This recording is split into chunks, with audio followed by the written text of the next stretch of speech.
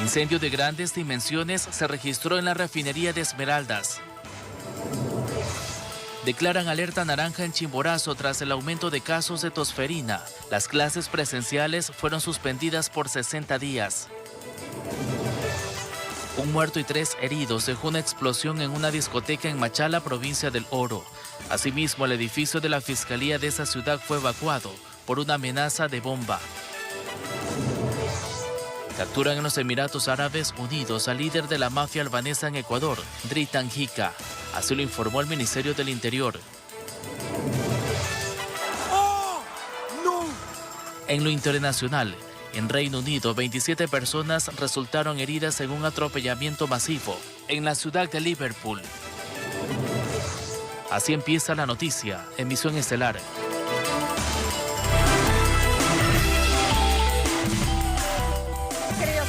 De todo el país, buenas noches y bienvenidos. Empezamos esta emisión informativa y nos enlazamos de inmediato con Charlie Pisa. Nos tiene importantes noticias, Charlie. Buenas noches, adelante con tu reporte. Buenas noches, Ángel, amables televidentes. Así es, estamos en el norte de la ciudad donde el día de hoy se presentó en la tarde un crimen, esta vez en la cooperativa Juan Montalvo, en un sector donde hay muchos talleres. Ahí un ciudadano fue baleado. Veamos los detalles.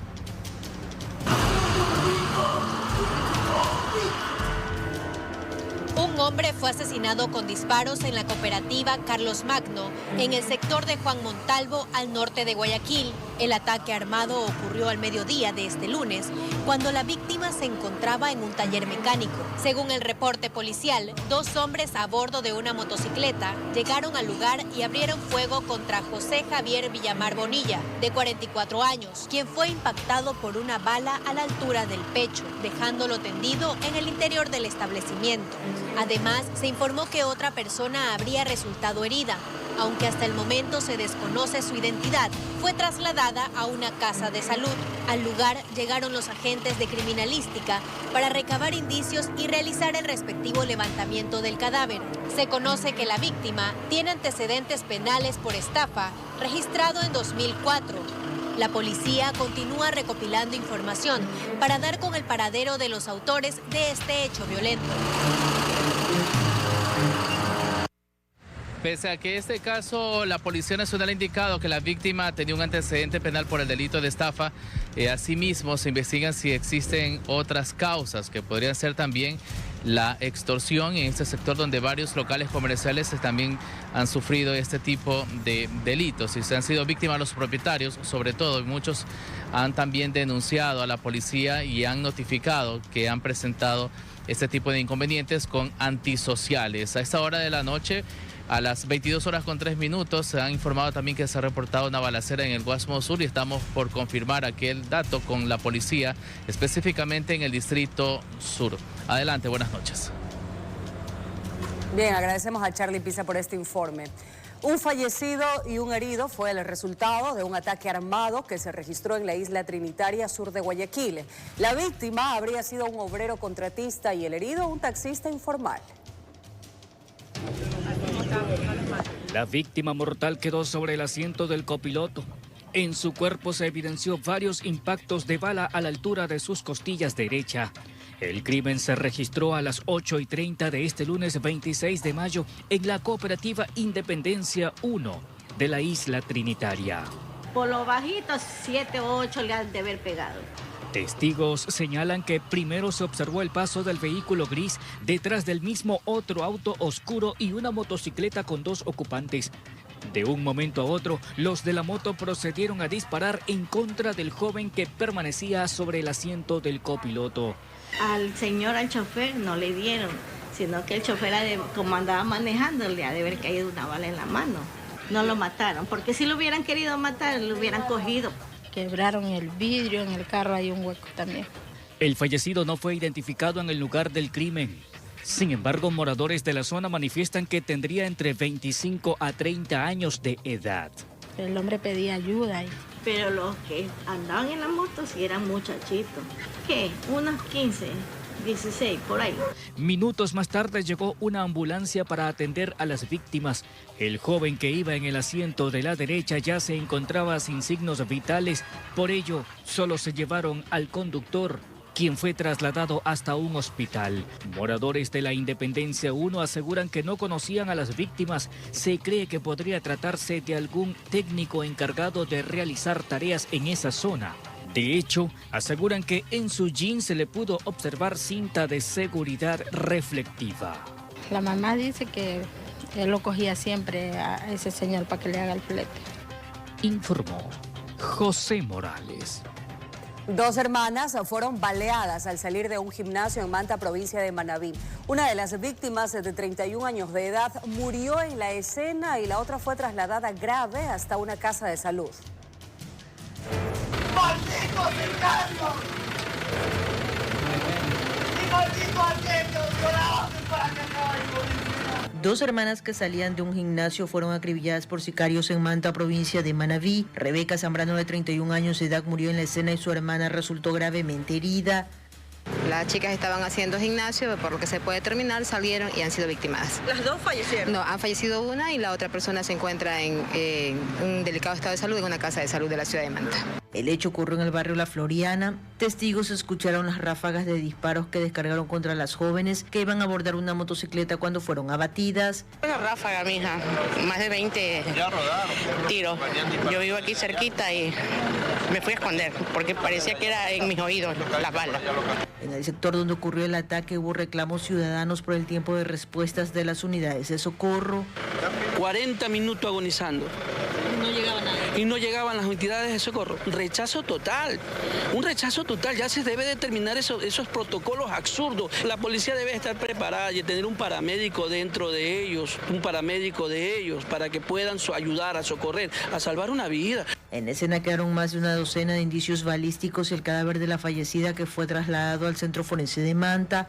Hay un carro quemado, ustedes conocerán, está en el sector de la salida del Palmar. En todo caso, están haciendo todas las diligencias investigativas. A este momento se guarda la reserva del caso por la información que es bastante delicada. En el distrito Manta, que incluye los cantones de Montecristi y Jaramejó, se registran 195 muertes violentas en lo que va del 2025. De esta cifra, 19 han sido mujeres víctimas de la violencia criminal. Con cámaras de Eduardo García desde la provincia de Manabí, informó Wendy Delgado. Una persona murió y 3 resultaron heridas tras una explosión en una discoteca en Machala, provincia de El Oro. Asimismo, una amenaza de artefacto explosivo en el edificio de la Fiscalía en esa ciudad hizo evacuar a todo el personal administrativo de esas dependencias. De esta manera quedó la edificación donde funcionaba una discoteca, destruida parcialmente debido a la detonación de un artefacto explosivo que fue puesto en su interior. Tengo entendido que ingresan 4 personas, un individuo entra con un casco, va al baño, deja una bomba ahí. El fallecido responde a los nombres de Gustavo Aldair Estacio Márquez, de 23 años, quien al parecer estaba cerca al baño en donde se originó la detonación. Hay unos 3 heridos, tengo entendido que están estables. Estamos investigando, hay testimonios, hay varias circunstancias ahí que vamos a identificar a estas personas. Estas personas, del momento que se les detengan, tienen que ser detenidas por terrorismo. Poner una bomba al interior de una discoteca es un acto terrorista y además hay personas fallecidas. El hecho se suscitó la madrugada de este martes en las calles General Córdoba y Apolinario Gálvez en la parroquia Puerto Bolívar. Para la mañana del mismo día, un panfleto con amenazas que circuló en redes obligó a la evacuación de los funcionarios del edificio de la Fiscalía. Tomando como precaución que los compañeros no entren a laborar, sino después de la 1. Entonces, para evitar cualquier inconveniente. Entonces, se dispuso a hacer un barrido aquí en el edificio de la Fiscalía, como le digo, como precaución, como prevención, para evitar cualquier clase de inconveniente. El equipo del Grupo de Intervención y Rescate, tras la inspección, descartó la amenaza. El texto está dirigido a jueces, fiscales, policías, guías penitenciarios y al director de la cárcel. Agentes especializados ya están en la investigación para dar con los responsables del atentado en la discoteca y de la amenaza en la Fiscalía. Informó Richard Ceballos. Un intento de sicariato quedó registrado en video en Babahoyo, provincia de Los Ríos. La víctima logró escapar. La policía atrapó a los sicarios, que son menores de edad.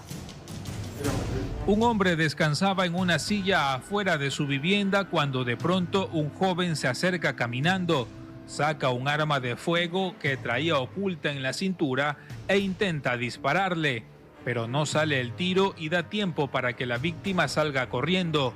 Los atacantes lo persiguieron y le realizaron varios disparos. Esto alertó a los servidores de la policía que se encontraban cerca de ese lugar y tras una persecución lograron neutralizarlos. Son dos menores de edad, esto nos llama mucho la atención. Un menor de edad de 14 años de edad y otro menor de 16 años de edad. El uno conducía la moto, el otro ejecutó los disparos. Esto lo sabemos por la explotación de los videos que hay por el sector. Esta tentativa de asesinato fue reportada durante el reciente domingo en Babahoyo, provincia de Los Ríos, y aunque la víctima resultó ilesa, la policía los puso ante las autoridades competentes con todas las evidencias. Hemos evitado una muerte violenta con estas actividades de información y búsqueda de los causantes de tantos hechos violentos. Estamos nosotros relacionando si estos dos menores participaron en otros eventos de sicariato. Adicionalmente, producto de la aprehensión de los menores, la policía obtuvo información de un presunto caso de secuestro y logró rescatar en esa misma localidad a dos niñas de 13 años que estaban reportadas como desaparecidas, informó Martín Soto. Existe preocupación en el sector de Mucho Lote 1 en el norte de Guayaquil por el secuestro de dos comerciantes. En uno de los casos, 7 sujetos raptaron a la propietaria de una despensa. Ahí van a estar. Fue en horas de la noche, en plena calle principal, ante la presencia de transeúntes y conductores. Ahí se bajaron desde un vehículo armados. Ella se resistía a ser secuestrada y la empujaron y luego la cargaron. Ella no quería irse. Los 6 delincuentes se subieron y aparte otro estaba en el volante, listos para escapar con la víctima. Esto es como un minimar que tenían de todo, ya, y ahí se la habían, ahí la habían secuestrado. Creo que me parece, vi 3, 4 de la tarde más o menos. Este caso ocurrió cerca del redondel de Mucho Lote 1, al norte de Guayaquil, donde se llevaron a la ciudadana bajo amenazas de muerte. Ya que hay cámara lo que hace es encapucharse, como lo que pasó ahí. Ahí llegaron personas todas vestidas de negro, encapuchadas, entonces nadie las va a reconocer. Por esta ciudadela están preocupados por lo que sucedió con la vecina y por lo que pasó a pocas cuadras cerca de un colegio particular, donde en otra despensa el propietario fue raptado. Con lo que está pasando ahorita no se sabe qué será, pero parece que ya se está poniendo peligroso, pero no se había visto esto por estos lados. Y ahora esto, imagínense, ya no se sabe uno qué hacer. Es así como los grupos selectivos pasaron por este sector de la ciudad de la vacuna extorsiva al secuestro, perjudicando a muchos comerciantes que han preferido cerrar sus puertas ante el temor de un atentado con explosivos o disparos. Hubo un tiempo, de hecho, desde diciembre hasta enero, como en marzo, no estaba un poco tranquilo, pero de marzo para acá siento que las cosas han empeorado. En el distrito Pascuales, la Policía Nacional había anunciado una rueda de prensa para abordar diferentes temas la tarde de este lunes, pero esa no fue proporcionada por asuntos de agenda del oficial encargado. Tampoco hubo nadie asignado para que se pronuncie sobre este hecho violento, y hasta la tarde de este lunes la institución del orden no confirmaba si las dos víctimas seguían secuestradas o si ya estaban liberadas, informó Charlie Pisa.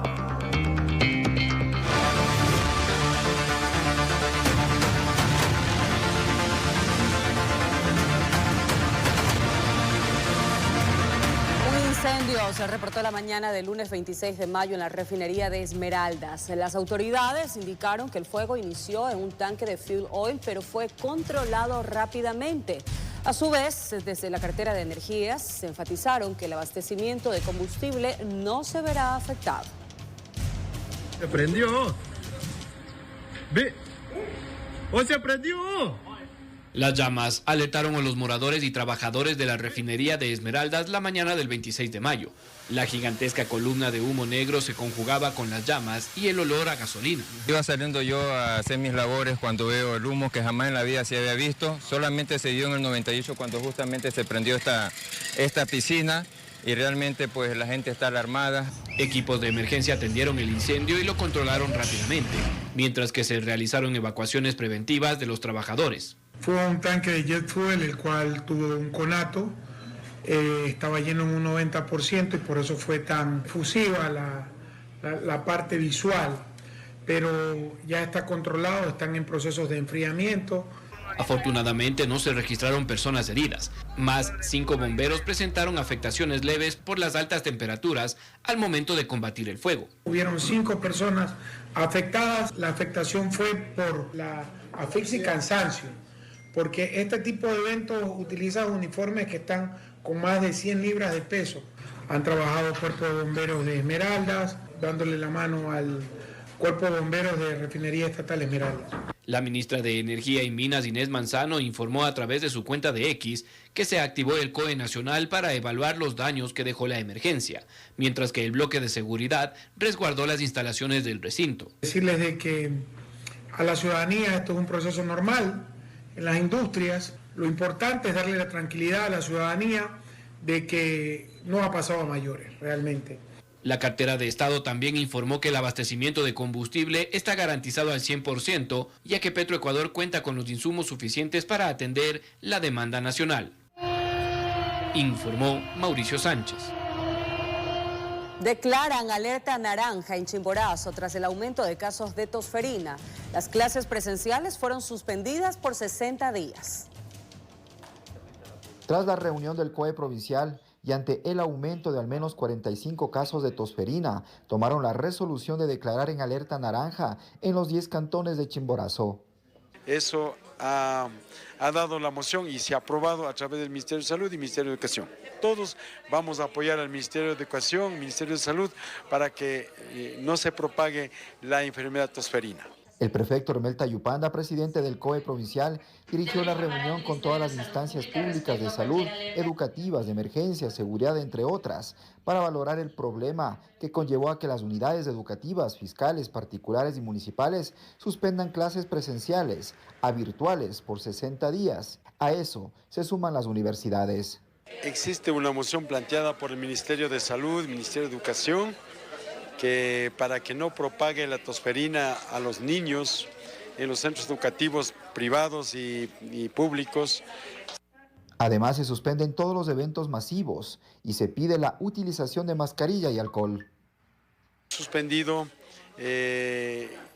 los eventos grandes, masivos, que se organiza a nivel público y privado hasta más o menos 20 días. En Chimborazo informó Darwin Altamira. A la concejala de Mocache, Germania Coello, quien permaneció 3 días secuestrada en un sector rural. Aquí los detalles. La detención de un hombre con boleta de captura por el delito de secuestro extorsivo fue clave para dar con el paradero de la concejal de Mocache, Germania Coello, quien fue secuestrada la mañana del viernes pasado mientras se movilizaba por una finca de su propiedad en la vía Jauneche-Mocache en la provincia de Los Ríos. Al no llegar a su lugar de destino esta persona, los delincuentes, los secuestradores, toman las precauciones del caso y salen del lugar donde se encontraban con la secuestrada, con la señora concejal. Es así que la señora concejal inmediatamente sale del lugar. Adicional a la UNACE, Fuerzas Armadas y la comunidad fue indispensable para el rescate de la funcionaria. Porque la comunidad, como ustedes conocen, ellos saben dónde son los guardarrayas, dónde están los caminos de tercer orden, hacia dónde conducen, y eso nos ayuda mucho porque unidos somos mucho más fuertes. La concejal fue encontrada en buenas condiciones de salud y ya se reunió con sus familiares. En un comunicado publicado en sus redes sociales, agradeció a las autoridades y la comunidad por su liberación. En definitiva, se trató de un ciudadano que ya tenía el año anterior, en el mes de octubre, ya estaba involucrado en un caso de secuestro. Él y su hermano tienen boleta de detención por extorsión y por secuestro. Coincidencialmente, esta persona era la responsable también quien secuestró a la señora concejal, Informó Martín Soto. El líder de la mafia albanesa en Ecuador, Dritan Yika, fue capturado en los Emiratos Árabes Unidos, según informó el Ministerio del Interior. Expertos en seguridad nacional consideran que esta detención es estratégica y podría representar una ventaja significativa para la policía ecuatoriana en la lucha contra el crimen organizado. Con esta imagen de capturado, fue como desde el Ministerio del Interior se dio a conocer que Dritan Hika, alias Tony, el líder de la mafia albanesa en Ecuador, fue atrapado en la ciudad de Abu Dhabi, en Emiratos Árabes Unidos. ¿Pero qué representa para el país la detención de este líder criminal de una de las organizaciones narcodelictivas más grandes de Europa? Un golpe muy fuerte a la estructura albanesa, lo que va a debilitar su operatividad en el territorio ecuatoriano, especialmente en el litoral ecuatoriano, donde tenía cierto tipo de presencia con bastante fuerza, principalmente para la salida y exportación de cocaína. De acuerdo a las autoridades, alias Tony habría ingresado a Ecuador en 2009 con una visa de visitante temporal, una fachada de perfil bajo característico del modus operandi de esta organización. Su estrategia principal es la de comprar propiedades que les permite o les faculte poder ponerle un velo sobre este tipo de empresas para poder seguir realizando la comercialización de droga a nivel internacional.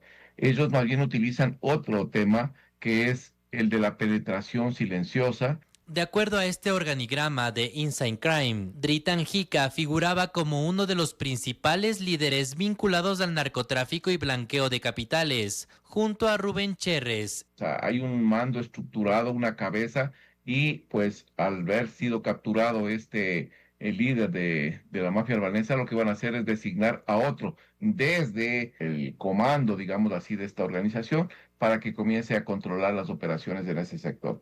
Con la detención de Dritan Hika, la ventaja de Ecuador es importante, debido a la falta de liderazgo en el mundo criminal, lo que podría también implicar una posible reducción de la producción y envío de droga desde costas nacionales hacia el extranjero. La ventaja que tiene es que se va a paralizar temporalmente el accionar de esta organización hasta que exista un nuevo líder que comience nuevamente a restablecer los trabajos que venía haciendo la mafia albanesa. Informó Ítalo Salazar. En otro tema, 2 antisociales armados asaltaron en una gasolinera ubicada en Conocoto, en Quito. Los delincuentes se llevaron celulares y dinero en efectivo.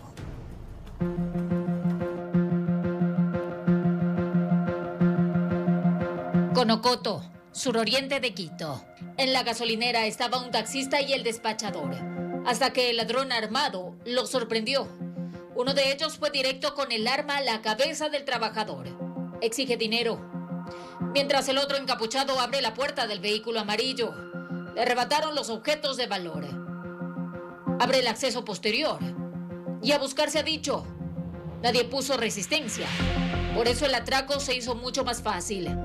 Desvalijaron a los ocupantes del carro y se fueron, no sin antes amedrentar al conductor de la camioneta, que también se encontraba en el sitio y fue testigo clave del hecho, quien en ese momento prefirió no decir absolutamente nada, porque cualquier movimiento en falso podría ser mortal. Los desconocidos se llevaron teléfonos celulares y los ingresos económicos que había en la estación de servicio. ¿Robaron en la gasolinera? ¿Cuánto se robaron? ¿Quiénes eran? Sí, efectivamente, un monto aproximado de $200 en efectivo.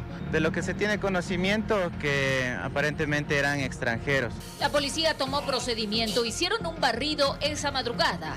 Sin embargo, no hubo resultados positivos. Muy cerca de allí, en el sector de la Abdón Calderón, hubo otro asalto, posiblemente. Los mismos participaron en ese evento. Efectivamente se encontraban ciudadanos libando en la vía pública. Las unidades ya les habían indicado que se retiren y sin embargo nuevamente habían retornado al lugar y por eso se habían suscitado este delito. En el lugar hay hermetismo.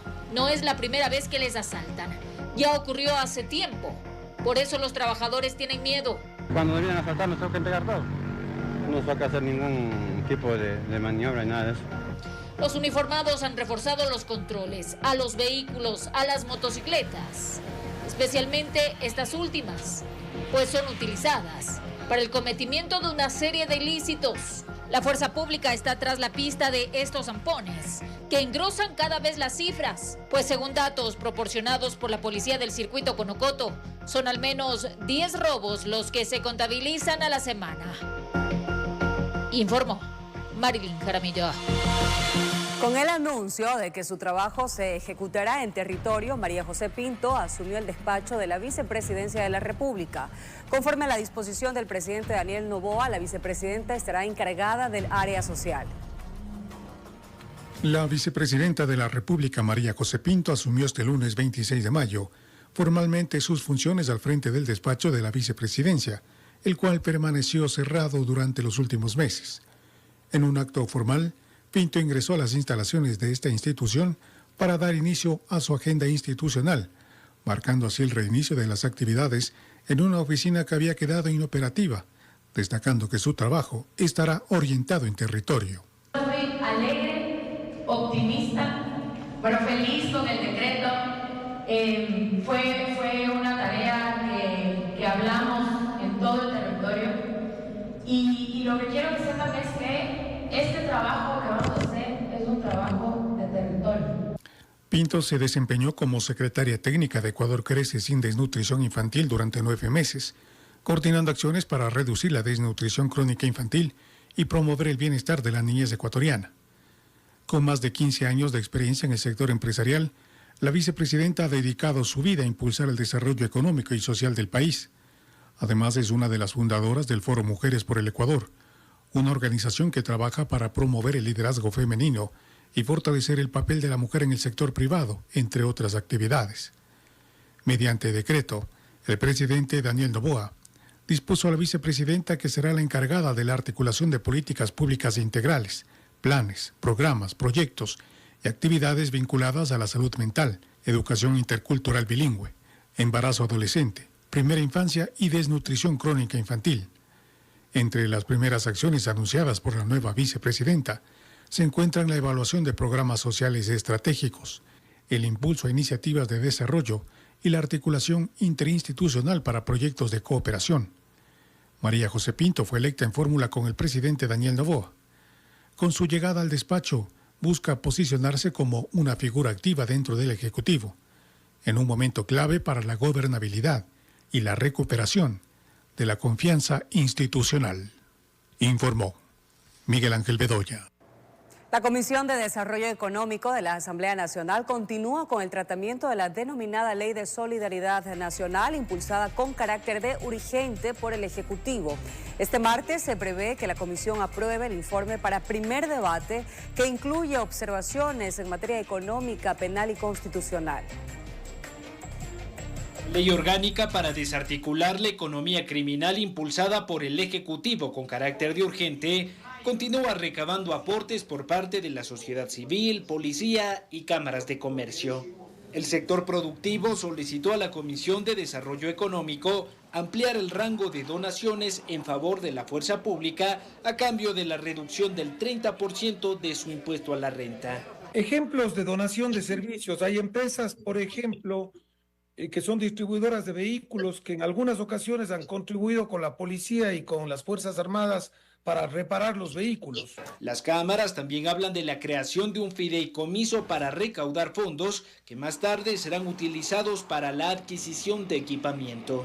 Pues cualquier empresa pudiera donar directamente, pero puede pasar que varias empresas pudieran donar $2,000, $3,000, $5,000, $8,000 y se puede hacer un pool, por ejemplo, de $100,000, $200,000, $300,000 que pudiera servir, por ejemplo, si se necesitan, por decir, sacos, candados, se puede necesitar alimentación para los operativos. En cuanto a las reformas penales, abogados creen necesario crear una normativa extraordinaria para atender el conflicto armado interno y viabilizar procedimientos judiciales expeditos, incremento de penas y garantías para la fuerza pública. Para los grupos organizados delincuenciales es indispensable que no se les dé el mismo tratamiento que para los delitos comunes. Para un fiscal es muy difícil armar un caso en 30 días. Y si ustedes quieren tener sentencias contundentes contra criminales, respeten sus derechos. ¿Y cómo se les respeta sus derechos? Condenándoles con estándar de prueba. Y con estándar de prueba jamás se van a poder dar la vuelta y decir fui mal condenado. Pero para garantizar el estándar de prueba, un fiscal como humano y con recursos limitados necesita de al menos 90 días. Miembros de la policía que han combatido en territorio contaron su experiencia y ratificaron la necesidad de optimizar sus capacidades logísticas y de equipamiento. Tenemos los medios, tenemos la logística, pero como les estoy indicando, ellos tienen más logística, necesitamos otro tipo de armamento. Porque no es justo que nosotros tengamos que exponernos ante los delincuentes y los delincuentes tengan que cubrir sus rostros y no identificarlos. La Comisión de Desarrollo prevé aprobar este martes con ciertas observaciones el informe para primer debate. En la comisión vamos a votar el primer informe que será enviado al Pleno para un primer debate que se va a dar este viernes a las 9 de la mañana en el Pleno de la Asamblea Nacional. Informó Álvaro Terán. Sobre la propuesta del jefe de Estado, Daniel Noboa, de crear plazas de empleo a través de la obra pública, un analista señala que se debe precisar de dónde saldrán los fondos. De su lado, representantes del sector inmobiliario ven con buenos ojos la propuesta de construir 200.000 viviendas para dinamizar la economía. Nos enfocaremos en la inversión pública para generar empleo. Dedicaremos nuestro esfuerzo al trabajo joven. Esa es la propuesta del presidente Daniel Noboa para los próximos 4 años de gobierno. El jefe de Estado no profundizó en detalle sobre dónde se obtendrían los recursos, pero el analista económico Jorge Calderón considera que hay algunas posibilidades. Lo primero son los ingresos propios, llámese en esto la recaudación tributaria, que de alguna forma ha venido evolucionando de forma positiva. Otro asunto son los ingresos petroleros, que hay que tener presente que ha tenido, si bien en los últimos días ha existido una recuperación, días previos o un mes previo hubo una baja importante por la caída del precio del petróleo con respecto a ello. Y la tercera sería la fuente de financiamiento externo. Según datos del Banco Central, en el año 2024 la inversión extranjera en Ecuador alcanzó los $232 millones, una cifra baja en comparación a nuestros vecinos, Colombia y Perú.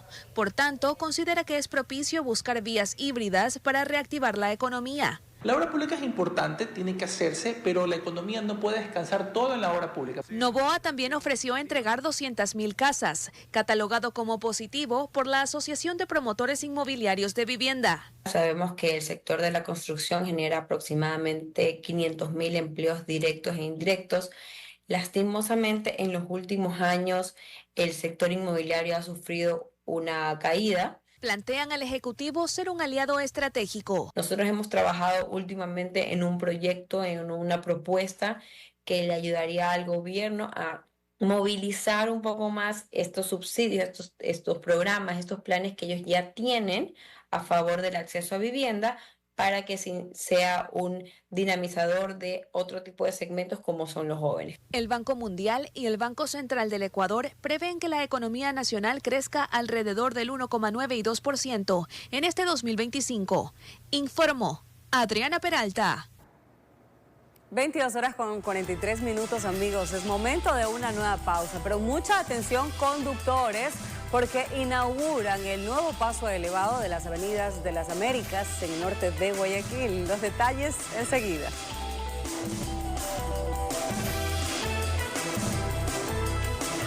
La lucha contra la violencia criminal requiere de esfuerzos en conjunto para reconstruir las bases sociales que se han quebrado. Dentro de los barrios, a generar una identidad barrial y al mismo tiempo generar una cultura, más allá que una educación antimafia. De la Corte Nacional de Justicia, Daniela Camacho, solicitó a la Asamblea Nacional una autorización para procesar penalmente a la exasambleísta del correísmo Esther Cuesta en el caso Ligados, que investiga una presunta asociación ilícita para gestionar cargos públicos en los diversos poderes del Estado. Este martes, desde las 9 horas, el Pleno de la Asamblea Nacional analizará la petición de la jueza de la Corte Nacional de Justicia, Daniela Camacho, para proceder con el enjuiciamiento de la ex parlamentaria Esther Cuesta en el marco del caso Ligados, que investiga una presunta asociación ilícita para negociar cargos y concursos en el CPCCS y la Asamblea Nacional. La semana pasada, la exfiscal Diana Salazar requirió a la jueza fecha y hora para vincular en este proceso al ex candidato presidencial Andrés Arauz, al ex asambleísta y presidenta encargada del Parlamento Esther Cuesta y al ex participante del concurso para superintendente de bancos Raúl González. Todos ellos habrían sido mencionados en los chats de Augusto Verduga como participantes de un aparente complot para evitar la posesión de Roberto Romero como superintendente de bancos. En la Asamblea Nacional hay dudas sobre la procedencia del pedido de la Corte, pues Cuesta, al no ostentar el cargo de legisladora, ya no estaría cobijada por la inmunidad parlamentaria. Para mí personalmente es una ciudadana que no necesita el permiso de la Asamblea Nacional para la autorización de enjuiciamiento. La persona que hoy día es requerida tenía la investidura de legisladora. Creo que esta determinación en aras de cumplir con las normas del 76 de la Constitución tiene que ver con el debido proceso. En este caso sí corresponde, mi criterio es que sí corresponde a la Asamblea emitir en este caso la autorización para el procesamiento penal. El correísmo insiste en que se lleve esta solicitud al Pleno y que todo se defina si se cuenta con los 101 votos equivalentes a la mayoría calificada. Ella, cuando ejerció su actividad de asambleísta, supuestamente se dieron estas cuestiones que se le están imputando. A mi criterio debería la Asamblea Nacional pronunciarse. La Revolución Ciudadana respaldará a la ex asambleísta Cuesta en todo lo que corresponde. Lo que se debata se tendrá que debatir. Al final lo importante es la cantidad de votos que se tenga o no. Informó Álvaro Terán. La Avenida de las Américas en el norte de Guayaquil cuenta con un nuevo paso elevado. Con esta obra se descongestiona ese sector de la urbe y además se reducirá el tiempo de recorrido hasta una troncal de la Metrovía. La segunda fase de este proyecto fue habilitada este lunes 26 de mayo. Las autoridades del municipio de Guayaquil estuvieron en el lugar, recibiendo toda la información de la obra de parte de la constructora encargada. Se trata del segundo paso elevado de la Avenida de las Américas. El costo de toda esta solución vial es alrededor de 18.5 millones de dólares. Esto es una gran obra para Guayaquil. Aquí, por esta zona, circulan cerca de 140.000 vehículos diarios. En esa importante arteria vehicular del norte de Guayaquil se completó el proyecto, que inició con el otro paso elevado que fue entregado en octubre del año 2024. Ahora todo esto es de gran solución para los embotellamientos que se generaban en este sector de la urbe. Y así podrán llegar en menos tiempo, por ejemplo, al aeropuerto, también a la terminal terrestre, a la autopista Narcisa de Jesús, Isidro Ayora, entre otras, ingreso y salida de la ciudad. Vamos a sentir el alivio de una vez por todas, incluso mejora el tiempo de la troncal 2, con 20 minutos aproximadamente por ruta. La Avenida de las Américas estaba muy saturada en el tránsito. Esto da lugar a que se fluya el tránsito y mejore las condiciones de vida inclusive. Cada uno de los pasos elevados tiene una longitud de 315 metros, asimismo 14.8 metros de ancho, 4 carriles en cada sentido, cuenta con capa asfáltica, también barandas, postes de alumbrado público y señalización. Un equipo desinformativo constató la tarde de ese lunes en plena hora pico cómo los ciudadanos podían circular sin ningún tipo de inconvenientes, informó Charlie Pisa. Así finalizamos, queridos amigos, pero ya está con nosotros.